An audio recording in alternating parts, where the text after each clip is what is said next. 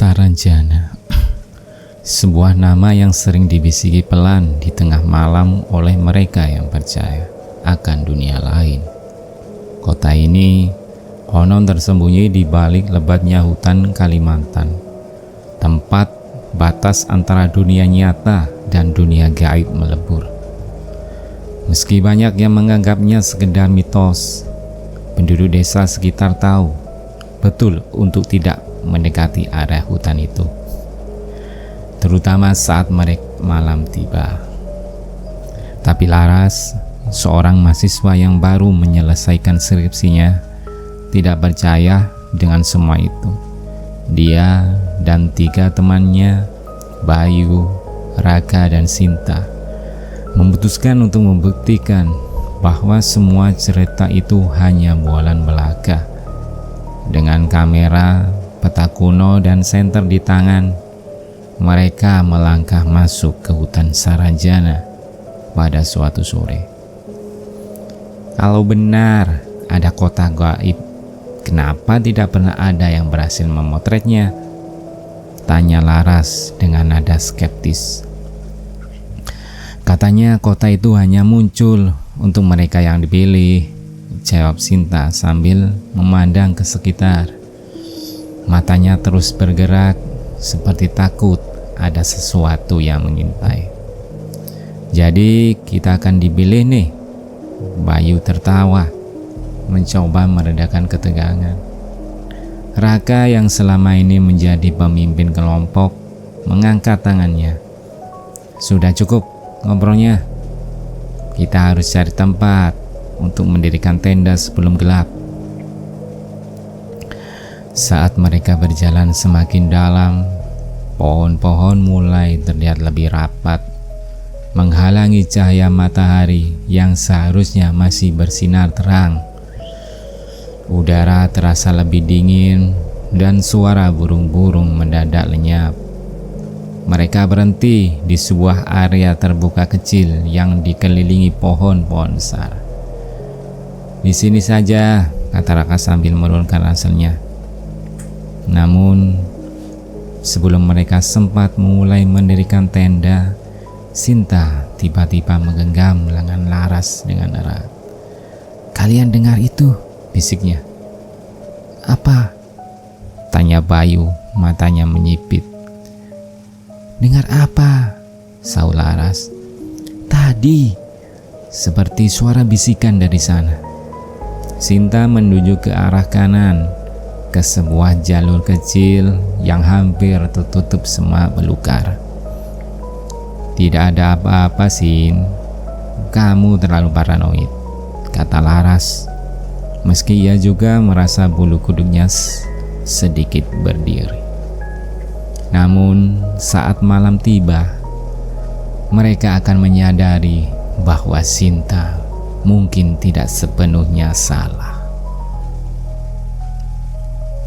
Malam datang dengan cepat dan hutan Saranjana berubah menjadi tempat yang tidak bisa dikenali. Suara-suara aneh mulai memenuhi udara seperti bisikan yang datang dari segala arah. Angin berembus kencang, namun pohon-pohon besar tetap diam, seakan semuanya menunggu. Laras dan teman-temannya duduk mengelilingi api unggun, mencoba untuk mengusir rasa takut yang perlahan mulai menguasai mereka. Bayu melempar ranting ke api, membuat percikan api berterbangan. "Apakah kalian merasa seperti ada yang mengawasi?" tanya Raka. Suaranya pelan, namun cukup jelas untuk terdengar jelas. "Jangan mulai deh," jawab Bayu sambil tertawa kecil, meskipun matanya sesekali melirik ke gelapnya hutan. "Tapi aku rasa kita tidak sendirian di sini," lanjutlah Raka. Laras menatap bingung. "Maksudmu?" "Ya, seperti ada sesuatu yang mengikuti kita," kata Raka. "Kamu merasa enggak, Laras?" Laras mengerutkan kening. Tentu saja ia merasa tidak nyaman, tetapi ia menahan diri untuk tidak percaya pada cerita-cerita lama. Tiba-tiba sebuah suara serak terdengar di kejauhan. Mereka semua terdiam sejenak, mencoba menangkap asal-usul suara itu. "Apa itu suara manusia?" tanya Sinta dengan sangat gemetar. Suaranya seperti... Bayu tidak mampu melanjutkan kalimatnya. Namun, sebelum mereka bisa berpikir lebih jauh, suara itu kembali terdengar. Lebih dekat kali ini dan lebih jelas. Seperti seseorang sedang berbicara, namun tidak ada kata yang bisa mereka dengar. Suara itu tegar seperti bisikan. Laras memandang ke arah gelap di luar cahaya api unggun. Beberapa detik kemudian, sosok samar terlihat di antara pohon-pohon. Sosok itu tinggi dengan tubuh yang tampak tidak jelas, seakan tubuhnya menyatu dengan bayang-bayang. "Sinta, lihat itu!" bisik Laras. Sinta menoleh, tetapi sosok itu sudah menghilang. Hanya ada hutan yang sunyi, seolah tidak ada yang pernah berdiri di sana. "Sudah cukup, kita harus pergi," Raka berkata dengan tegas, tetapi suaranya terdengar ragu. Namun, sebelum mereka bisa bergerak, bisikan itu kembali terdengar. Kali ini lebih keras, begitu dekat, seakan-akan bisikan itu berasal dari dalam pikiran mereka sendiri. Laras merasakan kepalanya pening dan tubuhnya terasa kaku, seperti ada sesuatu yang menariknya untuk mendekat. Tanpa sadar, ia mulai melangkah, diikuti oleh Sinta, Bayu, dan Raka yang tampak terhipnotis oleh bisikan itu. "Jangan ikuti suara itu," teriak Bayu. Tapi suaranya terhalang oleh bisikan yang semakin intens. Mereka melangkah lebih dalam ke dalam hutan tanpa menyadari bahwa mereka sedang berjalan ke arah yang salah. Laras merasa seakan ada sesuatu yang menariknya lebih dalam ke hutan. Setiap langkah yang diambilnya membuat semakin jauh dari teman-temannya. Meskipun mereka semua tampak bergerak dengan cara yang sama, tanpa berkata-kata, terhanyut dalam bisikan yang semakin keras. "Sinta, Bayu!" Laras berteriak pelan, tetapi tidak ada yang menjawab. Semua suara hutan seakan tertutup oleh bisikan itu. Ia merasakan tubuhnya kaku, seperti ada kekuatan yang mengendalikan dirinya. Mereka tiba di sebuah clearing yang tidak dikenalnya, dikelilingi oleh pohon-pohon yang tampak lebih besar dan lebih gelap. Di tengah clearing itu, sebuah batu besar tergeletak, berlumut dan penuh dengan bekas goresan tua. Sosok itu yang Laras tak dapat melihat dengan jelas, berdiri di dekat batu, menghadap ke arah mereka. "Selamat datang." Suara itu terdengar lebih jelas kini, seperti suara seorang wanita tua yang meresap ke dalam jiwanya. Laras berhenti, hatinya berdebar. Ia tahu sesuatu yang sangat buruk sedang terjadi. Tetapi seolah-olah kakinya tidak mau berhenti bergerak. Tanpa bisa mengendalikan dirinya, ia melangkah maju. "Saranjana," Suara itu melanjutkan, telah lama menunggumu. Kaki Laras terhenti tepat di depan batu besar. Ia melihat dengan jelas sosok itu. Seseorang wanita bergaun hitam. Matanya tertutup oleh rambut panjang yang lebat. Hanya mata wanita itu yang terlihat, dan mata itu kosong seperti dua lubang hitam yang menghisap segala sesuatu di sekitarnya. "Siapa kamu?" Laras akhirnya bisa bersuara, meskipun suaranya terasa sesak dan berat. Wanita itu tidak menjawab. Sebaliknya, ia mulai mendekatkan tangannya ke arah Laras dan dalam satu gerakan cepat mencengkeram tangan Laras dengan kekuatan yang luar biasa.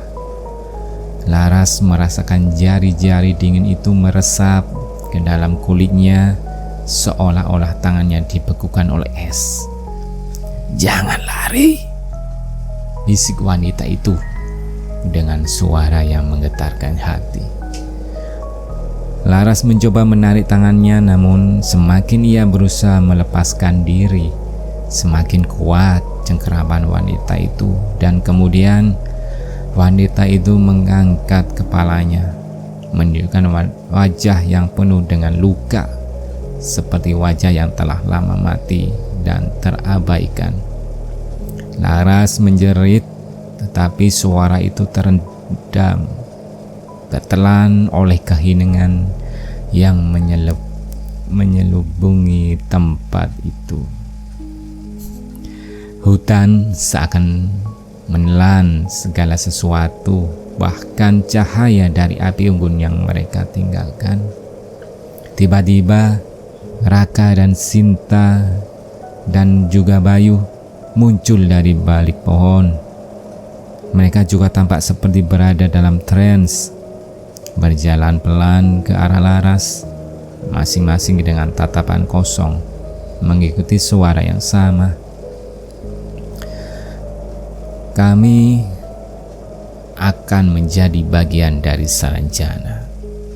Suara Raka terdengar pelan, tetapi penuh dengan ketakutan. Laras menatap mereka dengan cemas. "Tidak, jangan lakukan ini," teriaknya. "Ada sesuatu yang salah di sini." Tetapi kata-kata Laras tidak dapat menembus pengaruh yang kuat dari wanita itu. Mereka semua satu persatu mulai mendekatkan diri ke batu besar.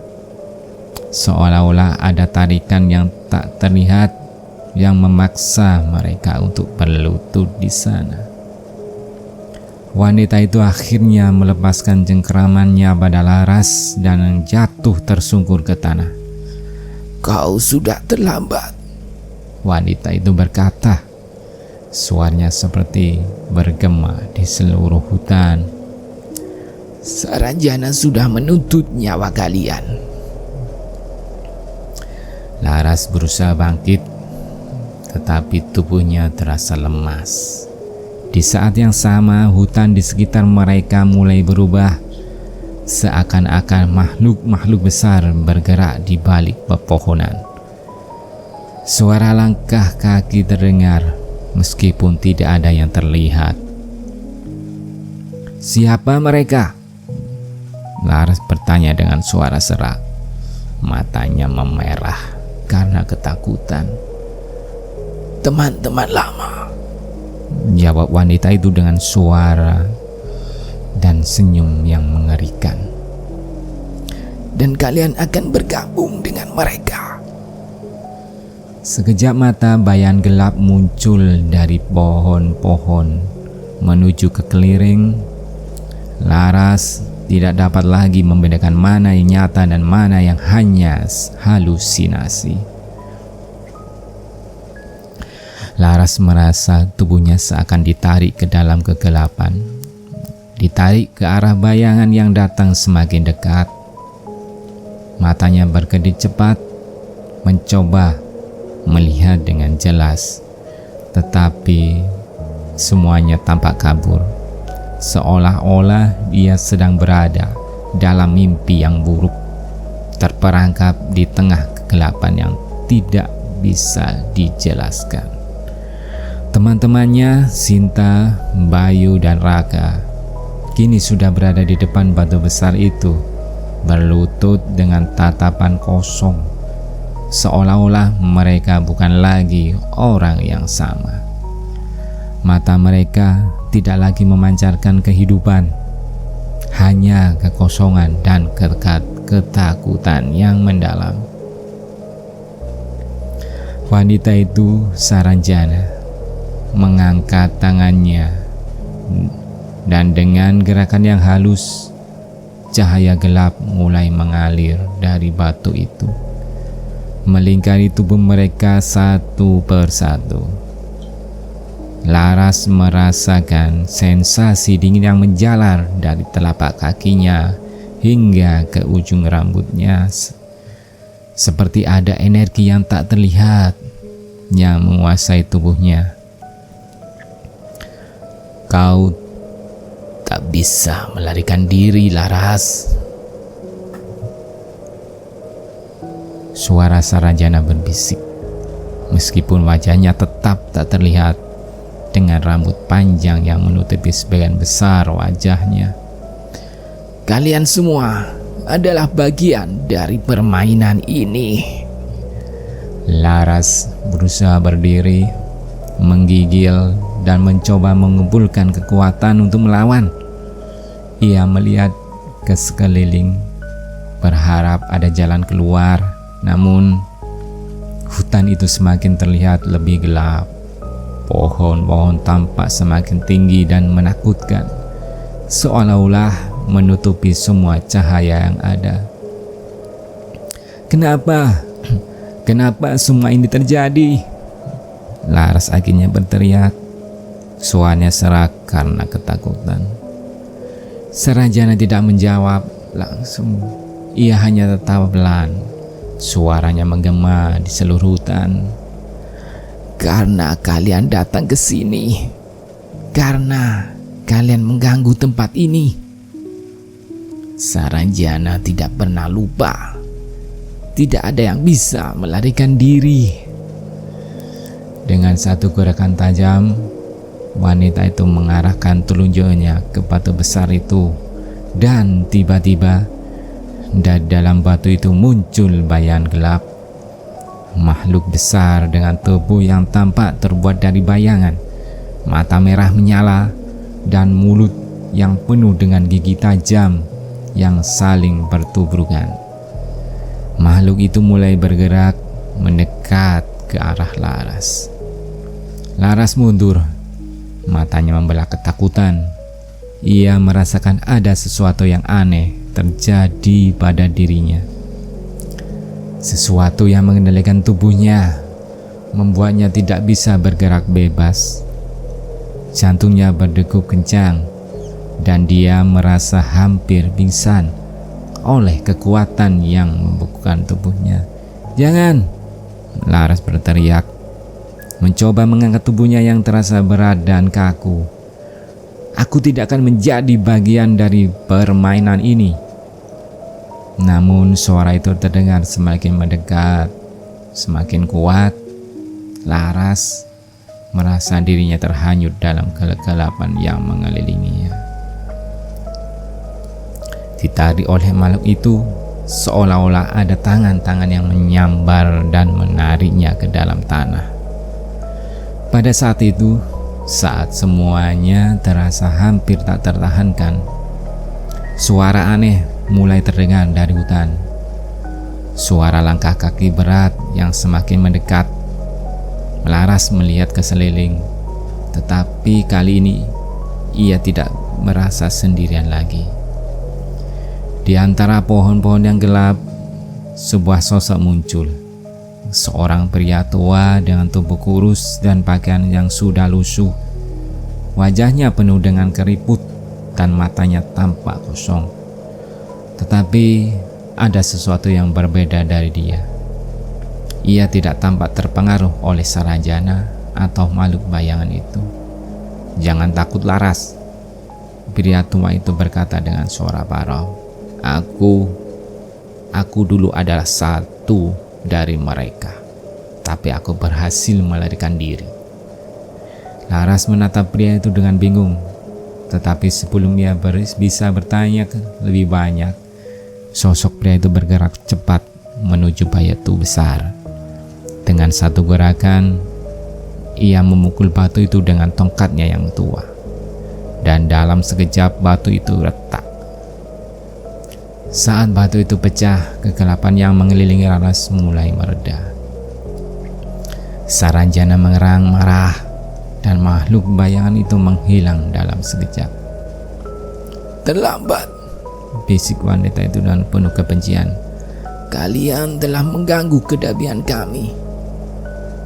Namun dengan kekuatan yang tersisa, pria itu menarik Laras keluar dari kelereng itu, menjauh batu yang telah retak. Hutan yang sebelumnya begitu menakutkan mulai terlihat seperti hutan biasa. Langit di atas mereka mulai cerah, dan suara hutan yang tenang kembali terdengar. "Siapa kamu?" Laras bertanya dengan suara terengah-engah. Aku adalah yang tersisa dari mereka," jawab pria itu, "yang dulu mencoba melarikan diri, dan sekarang hanya tinggal aku yang bisa memberitahumu. Tapi berhati-hatilah, Laras. Hutan ini tidak pernah benar-benar tenang." Laras menatap pria itu. Matanya mulai menyadari bahwa itu belum berakhir. Petualangan ini hanya baru saja dimulai, dan kegelapan yang mereka hadapi belum sepenuhnya hilang.